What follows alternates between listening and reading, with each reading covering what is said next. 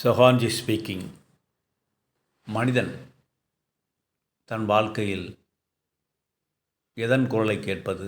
மனதின் குரலையா, இதயத்தின் குரலையா? மனதின் குரலை முழுமையாக கேட்டால் இறுதியில் நீங்கள் மரணத்தை தான் தழுவீர்கள் என்று மன இயல் ஞானி ஃப்ராய்ட் கூறுகின்றார். அதனால் மனதின் குரலை கேட்பது சரியாகாது. இதயத்தின் குரல், அது அன்பின் குரல். இந்த சமுதாயத்தில் இதயத்தின் குரலை மட்டும் கேட்டால் இந்த சமுதாயம் உங்களை பயன்பாட்டு பொருளாக பயன்படுத்திவிடும், உங்களை ஏமாற்றிவிடும். ஆகையால் இதயத்தின் குரலையும் கேட்பது சரியாக இருக்காது. சரி, எதனைத்தான் கேட்பது?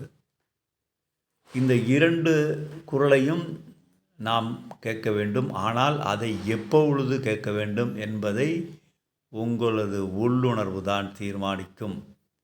ஆகையால் உங்களது உள்ளுணர்வின் குரலை கேட்டு உங்கள் வாழ்க்கையை செயல்படுத்துங்கள். ஆம், உள்ளுணர்வின் குரலா? அது எங்கே இருக்கிறது? மனதின் ஆழத்தில், அடியில், சப்தப்பற்ற சப்தமாக, கேளா ஒளியாக, அமைதியாக, இறைவனின் குரலாக, உன் உள்ளுணர்வு வழியாக அந்த இறையின் குரல் கேட்டுக்கொண்டுதான் இருக்கின்றது. எனக்கு கேட்கவில்லையே. உன் ஆணவ மனதின் இரைச்சலால், உன் ஆணவ மனதில் தொடர்ந்து எழும் எண்ண எழுச்சியால், அதன் சப்தத்தால் அந்த இறைவனின் குரலாகிய உள்ளுணர்வின் குரல் உனக்கு கேட்கவில்லை. ஓ, அப்படியா? சரி, நான் அதனை கேட்பதற்கு நான் என்ன செய்ய வேண்டும்? தியானிப்பதா? அது என்னால் முடியாது. சரி, நடைமுறை தியானம் ஒன்று உள்ளது, அதை நீ செய். ஓசோ நமக்காக வழங்கி சென்றுள்ளார். வளைவு நெளிவு தியானம்.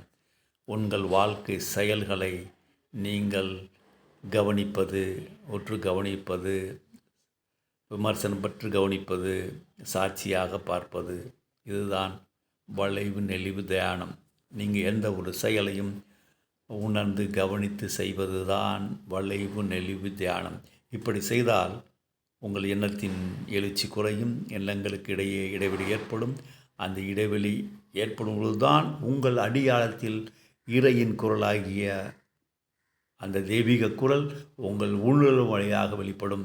அந்த உள்ளுணர்வின் வழிகாட்டின்படி நீ மனதை குரலை கேட்க வேண்டுமா அல்லது இதயத்தின் குரலை கேட்க வேண்டுமா என்று அந்த உள்ளுணர்வு உங்களுக்கு தீர்மானித்து வழிநடத்து கொடுக்கும்.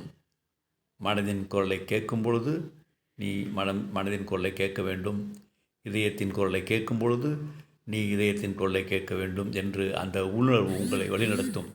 இப்படி நீங்கள் செய்தால் வாழ்க்கையில் கொண்டாட்டமாகவும் தெளிவாகவும் உயிர் துடிப்பாகவும் வாழ தொடங்கி விடுவீர்கள். ஆகையால் உங்கள் உள்ளுணர்வின் குரலை கேளுங்கள். உள்ளுணர்வின் குரலை கேட்க தியானியுங்கள்.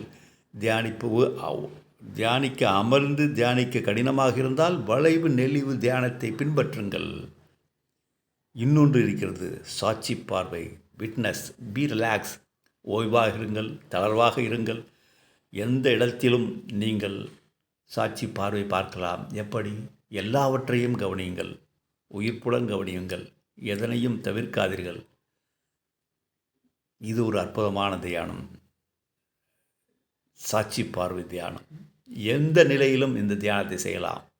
ஜஸ்ட் கவனித்து கொண்டே இருப்பது, விழிப்புணர்வுடன் இருப்பது, அனைத்தையும் மௌனமாக உள்வாங்குவது, இது சாட்சி பார்வை தியானம். இது ஒரு உன்னதமான தியானம்.